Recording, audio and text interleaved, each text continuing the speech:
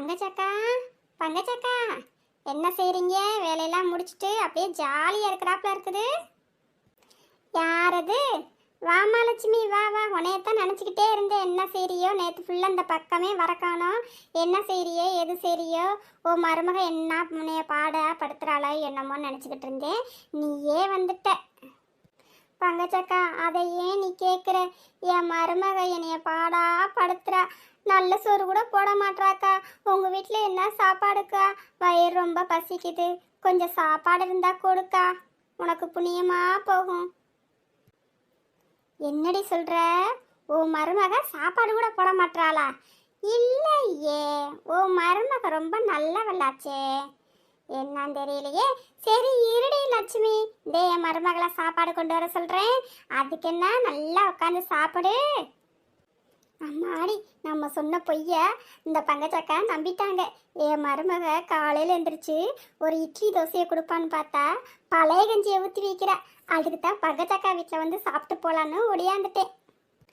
அக்கா வீட்டில் நல்ல சுட சுட இட்லியை வச்சு நல்ல தக்காளி சட்னி, தேங்காய் சட்னி, சாம்பார்னு வச்சுருப்பாங்க எப்பயுமேவும். அவங்க வீட்டில் எப்பயுமே சாப்பிடணும்னு நினைப்பேன். ஒரு நாளாவது அக்கா ஒரு நாள் கூட என்னைய சாப்பிட சொல்ல மாட்டாங்க. ஆனால் இன்னைக்கு நான் போட்ட ட்ராமாவில் எனக்கு இன்னைக்கு சாப்பிட சொல்லிட்டாங்க. ரொம்ப சந்தோஷமா இருக்கு. நான் சாப்பிட போகிறேன்.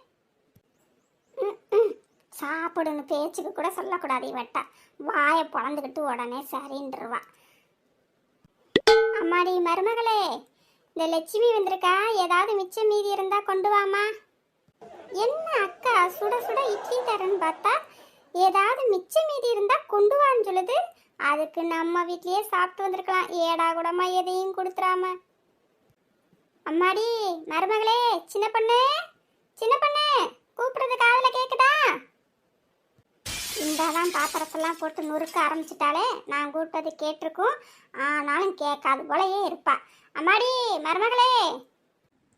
என்னத்த கூப்பிட்டீங்களா? இதை வந்துட்டேன். சொல்லுங்க. காலையில் சாப்பிட்டீங்கள?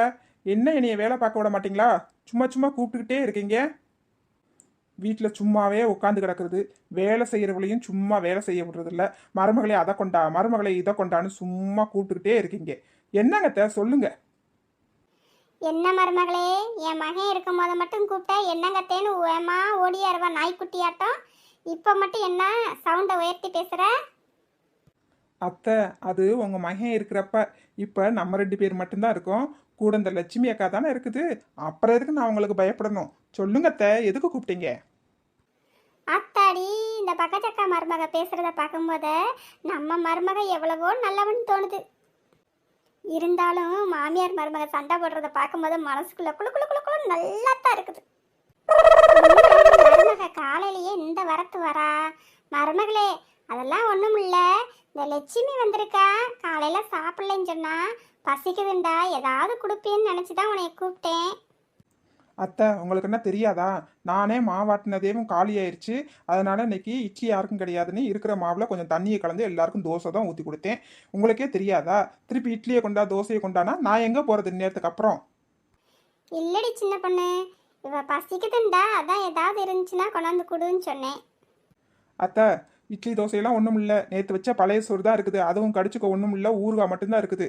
கொண்டு வரவா? வேணும்னா சொல்லுங்க, வேணாம்னா பேசாமல் இருங்க. டக்குன்னு சொல்லுங்க, டக்குன்னு சொல்லுங்க. என்னது பழைய சோறும் ஊறுகாவுமா? அதுக்கு வீட்லேயே என் மருமக பழைய சோறை நல்லா தாளித்து பருப்பு வடையை வச்சு சாப்பிடுங்கத்தேன்னு சொன்னான். நான் கொளுத்து போய் இந்த பங்கஜ வீட்டுக்கு வந்து 2 இட்லி சாப்பிடலான்னு வந்ததுக்கு என்னை செருப்பால் அடிக்கணும். இந்த பழைய சோறை நான் சாப்பிட்றதுக்கு என் வீட்டில் போய் தாளித்து சோறும் பருப்பு வடையும் நான் சாப்பிட்ருவேன். அத்தாடி, எப்படியாவது நைஸாக எஸ்கேப் ஆயிரணுமே. நல்ல விலைக்கு என் மருமக மாமியார் கத்த மருமகளா பழைய சோறும் ஊறுகாவும் தான் இருக்குன்னு சொல்லி என் மனசுல பாலா வார்த்தா. இட்லி இருக்குத்தே குடுங்கத்தே, தோசை இருக்குத்தே குடுங்கத்தே அப்படின்னு சொல்லுவான்னு நினைச்சேன். நல்ல விலைக்கு என் மனசுல பாலா வார்த்தா. என் மருமகளே, நீ நல்லா இருக்கணும். என்னைய மன்னிச்சிருடி லட்சுமி. என் மருமகிட்ட சோறை கேட்டா எனக்கே ஒழுங்கா சோறு போட மாட்டா. பழைய சோறு தான் இருக்குன்னு சொல்றா. நீ சாப்பிட்றியாமா? பங்கஜக்கா, நீ கவலைப்படாதக்கா. நானே வீட்டுக்கு போயே சாப்பிட்டுக்கிறேன். இப்போ கொஞ்சம் வயிறு ஒரு மாதிரி கடம்படாண்டது.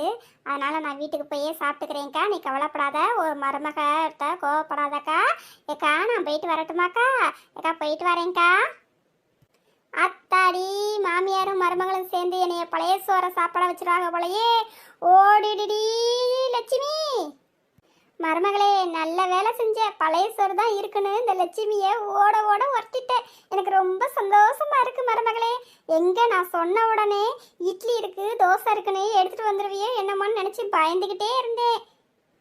எத்த கொஞ்சமா சரிங்க, வாய் சுளுக்கிக்க போதும்.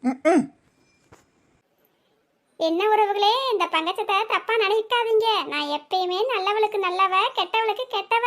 இந்த பங்கஜம் இருக்காளே பொல்லாதவ, இவகிட்ட இப்படித்தான் பேசணும். சரி உறவுகளே, இந்த சேனலை மறக்காம சப்ஸ்கிரைப் பண்ணிடுங்க. இந்த மாமியார் மருமக அலப்பறையெல்லாம் வரும், அதெல்லாம் பார்த்து நீங்க வயிறு வலிக்க சிரிக்கலாங்க. அப்படியே இந்த பெல் பட்டனையும் அமைக்கி விட்டுருங்க. அடுத்த ஒரு வீடியோல பார்க்கலாம். பாய்.